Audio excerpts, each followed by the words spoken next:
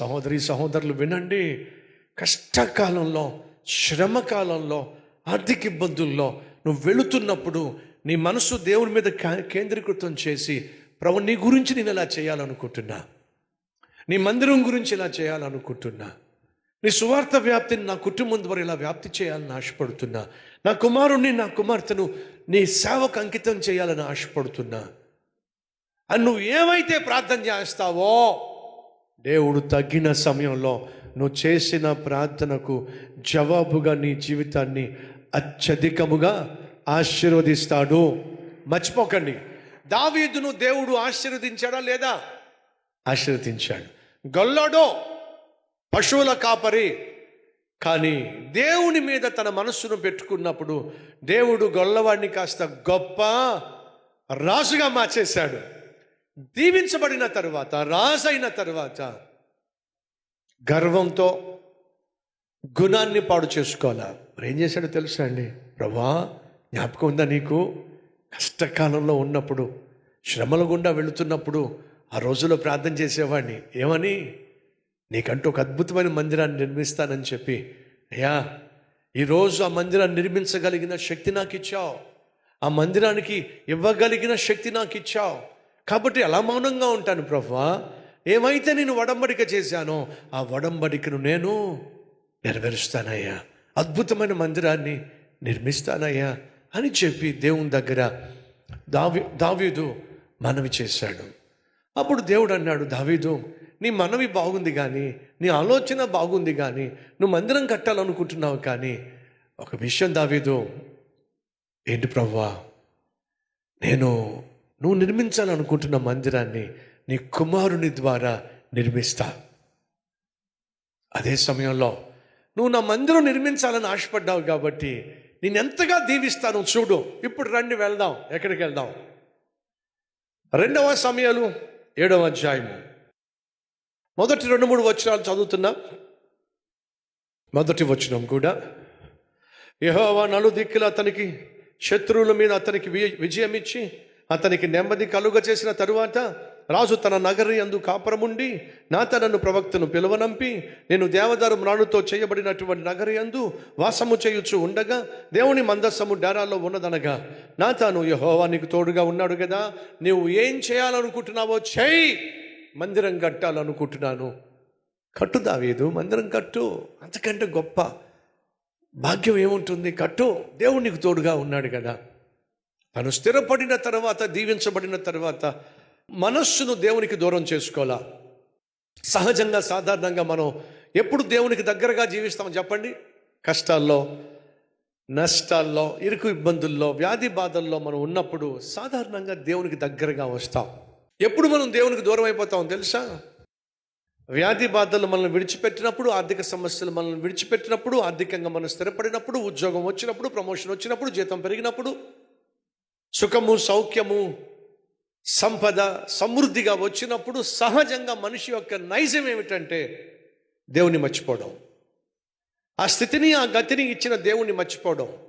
అలాంటి స్థితి మనలో, వ్యక్తిత్వం మనలో ఏ ఒక్కరిలో ఉండడానికి వీల్లేదు. దేవుడు స్థిరపరిచిన తరువాత సొలొమోనేమో కామంతో నిండిపోయి 1000 మందిని పెళ్లి చేసుకొని దేవుని పక్కన పెట్టేశాడు.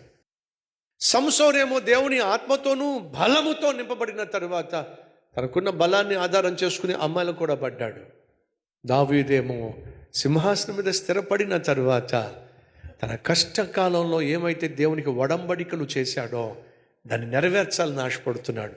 అయ్యా, అమ్మా, కష్టకాలంలో నువ్వు వెళ్తున్నావా? అయితే ఎన్ని విత్తనాలు విత్తగలవో విత్తు. ఏం విత్తనాలు? ప్రభా, కష్టకాలం గుండా వెళ్తున్నాను, కానీ నాకున్న ఆశ ఏంటో తెలుసా? నీ సేవ చేయాలి, నా పిల్లలు నీ సేవ చేయాలి. అల్లరి చిల్లరగా నేను జీవిస్తున్నప్పుడు, పనికి మాలిన వాడిగా నేను జీవిస్తున్నప్పుడు, 12 సంవత్సరాల వయసులో ప్రభువును సొంత రక్షకునిగా నేను అంగీకరించిన తర్వాత మా అమ్మ తాను రక్షింపబడి సేవ చేస్తున్న సేవకులను చూసి తనేమనుకునే తెలుసా? ప్రభా, పనికిరాని మా అబ్బాయి ఇప్పుడు నిన్ను నమ్ముకున్నాడు కదా, నాకున్న ఆశ ఏంటంటే మా అబ్బాయి ఏదో గొప్ప ఉద్యోగం సంపాదించి స్థిరపడాలనే ఆశ నాకు లేదు. కానీ అప్పుడు మనకు చదువు సంధ్యలు లేవు. ఎలా పడితే అలా తిరిగాడు, జీవించేవాడు. కానీ నువ్వు రక్షించుకున్నావు కదా.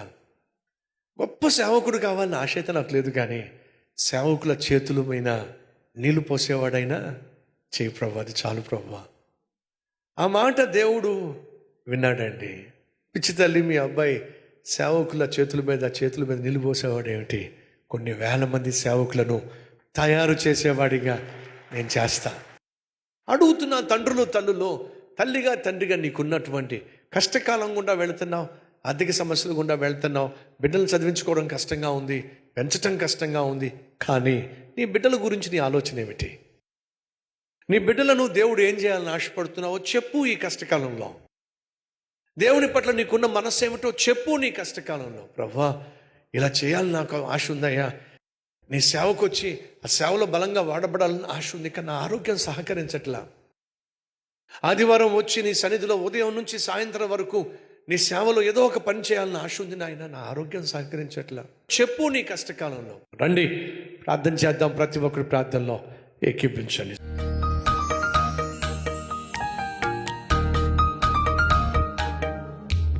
యేసయ్యా, మా మందిరంలో ప్రతి ఒక్కరూ అయ్యా నీ గురించి ఆలోచించేవారిగా, నీ చిత్తాన్ని అర్థం చేసుకునేవారిగా, నీ సువార్తను పంచేవారిగా, అయ్యా ప్రతి మామిడి పండు తన కోసం ఫలించటం లేదే, అది ఫలించిన ప్రతి పండు పంచిపెట్టేస్తుందే. అలా పంచిపెట్టడం వల్లే అది జీవిస్తుంది. నాయన, మరి మేమెందుకు పంచిపెట్టలేకపోతున్నాం? స్వార్థం పెరిగిపోయింది కదూ, నేను, నాది, నాకు అనేది పెరిగిపోయింది కదూ. అయ్యా స్వార్థాన్ని తీసివేసి ప్రతివాడు సొంత కార్యాలు చూసుకుంటున్నాడో, దేవుని కార్యాలు చూడటం లేదు. అయ్యా దేవుని కార్యములు చూసే మనసు నాకు దయచేయి. నీ కార్యములు, నీ సేవ, నీ సంఘము, నీ సువార్త, నశించిపోతున్న ఆత్మల పట్ల బాధ్యత గురించి ఆలోచించే మనస్సు మాకు దయచేయి. అయ్యా దావీదు నీ గురించి ఆలోచించాడు కాబట్టి దావీదు గురించి నువ్వు ఆలోచించావు. దావీదు తోడుగా ఉంటానన్నావు, దావీదుకు విజయాన్ని ఇస్తానన్నావు, దావీదు సింహాసనం స్థిరపరుస్తానన్నావు, సమాధానంగా సమాధి చేయబడతావని చెప్పావు, సంతానం దీవించబడుతుందని చెప్పావు. అయ్యా నీ గురించి మేము ఆలోచిస్తే ఎన్ని ఆశీర్వాదాలో, అట్టి ఆశీర్వాదాలు మేమందరం స్వతంత్రించుకునే కృప మాకు దయచేయమని యేసయ్య పేరట వేడుకుంటున్నాం తండ్రి. ఆమేన్.